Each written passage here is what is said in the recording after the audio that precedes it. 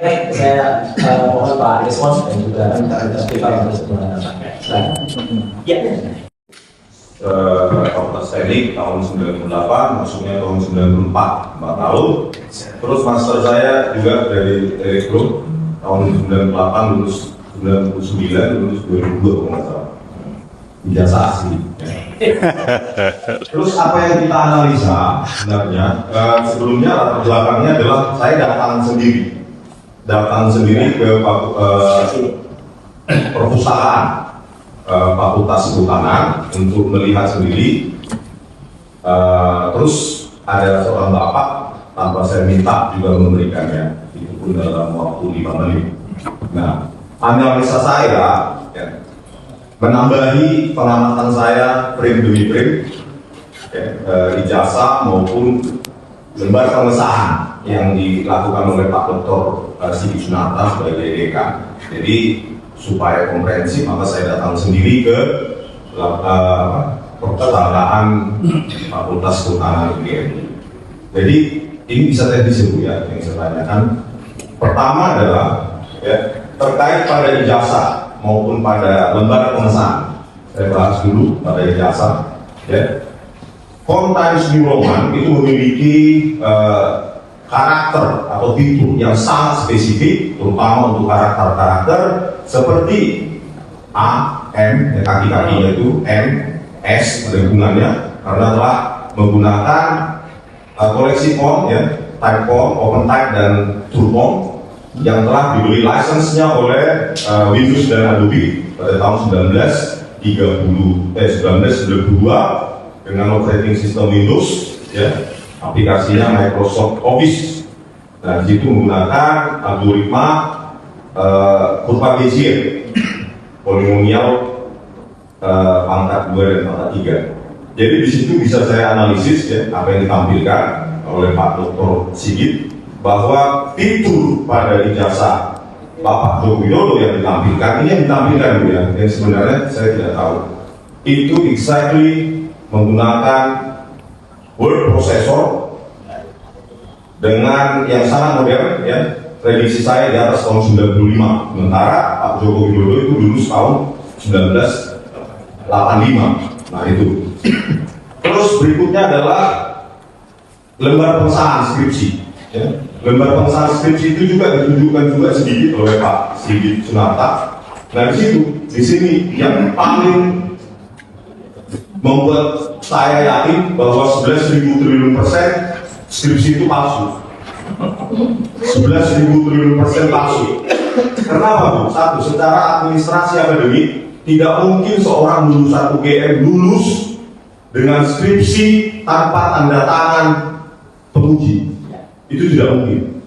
Tanda tangan tempat kapan dilakukan juga tidak ada, kosong.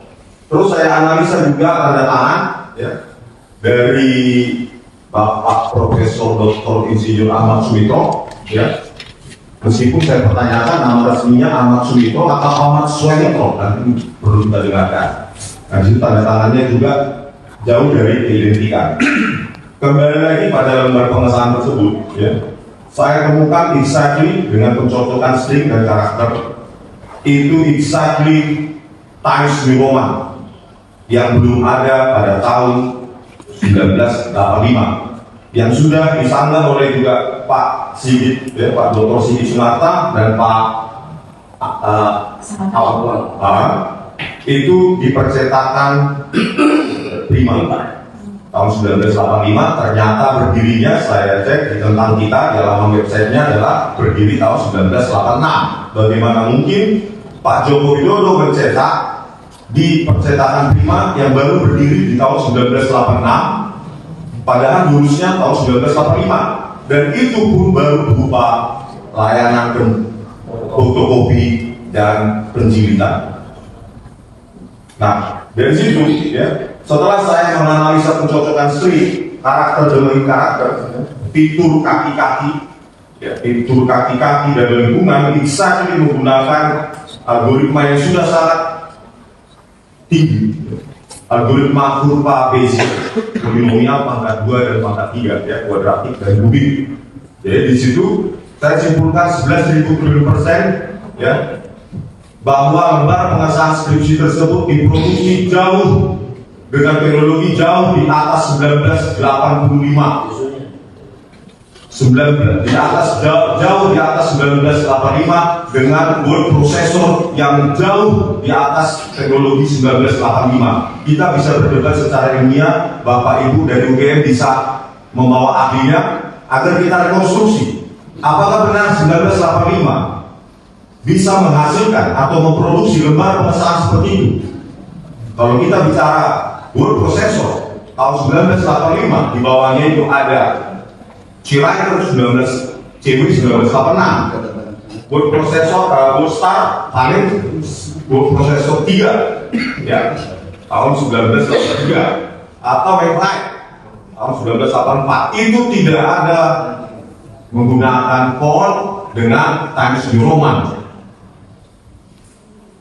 Font Times New Roman dengan lengkungan yang sangat sempurna, tidak bergerigi. Dengan word processor semacam itu yang ada pada zaman itu, ya, itu tidak punya fitur penskalaan. Penskalaan itu scaling, tidak bisa dibesarkan, tidak bisa diperkecil. Dan kalau dibesarkan dengan zoom sekarang, maka tepi-tepinya akan membentuk gerigi. Ya. Itu sejumlah poin dari lembar pengesahan. Ya. Di samping juga kita ingin mengetahui siapa sebenarnya dekan pada tahun 1985. Apakah Profesor Dr. Ahmad Sumitro atau Profesor Dr. Sunardi Prabulatmojo? Itu kan ada ribuan berkas, ya, yang ditandatangani sebagai dekan. Itu dokumennya juga bisa diverifikasi. Terus kemudian, ya, di samping teknologi, saya meraba sendiri skripsi tersebut, ya, saya menyentuh sendiri skripsi tersebut dan jauh lebih putih, lebih mudah ini secara kasat mata, karena kita tidak punya akses untuk uji kertas, secara kasat mata itu jauh lebih putih, lebih mudah daripada sisanya, ya, rekan tubuh dari skripsi tersebut. Terus lanjut, ini ada waktu juga. Oke, lanjut.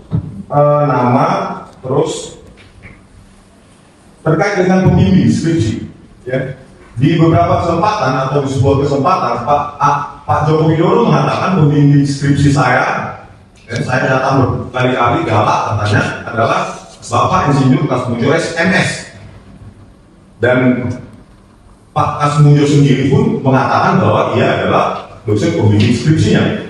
Tetapi legalitasnya adalah ternyata di dalam lembar pengesahan skripsi tersebut yang tertera adalah Profesor Dr. Insinyur Ahmad Sumitro. Begitu juga di Prakasa. Jadi tidak ada jejak legalitas atau jejak akademis dari Bapak Insinyur Kasmujo MS. Secara administratif ini kan perlu diverifikasi, karena kalau itu tidak benar kesaksian Pak Jokowi, maka ia menyebarkan hoax dan Bapak Kasmujo. Berikut dengan kita perlu tahu lembar pengesahan skripsi yang tertera dosen-dosen pengujinya siapa saja. Kalau bisa ditunjukkan sekarang, kita scan agar kita mengetahui, kita lakukan pencocokan sendiri algoritma tertentu kalau memang tidak diizinkan untuk kita uji kertas atau hal itu di pengadilan. Terus masalah itu, terus berikutnya jejak akademik yang paling penting juga, salah satu indikator akademik yang paling penting adalah kuliah kerja nyata.